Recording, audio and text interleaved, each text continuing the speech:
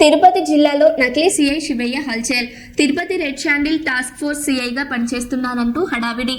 చినగొట్టిగల్లు మండలం జంగవాన్లపల్లిలో ఓ జంట మధ్య రాజీ కేసులో స్టేషన్లో హంగామా చేసిన నకిలీ సీఐ శివయ్య అనుమానం రావడంతో అదుపులోకి తీసుకుని విచారించడంతో నకిలీ సీఐ భాగవతం బట్టబయలు.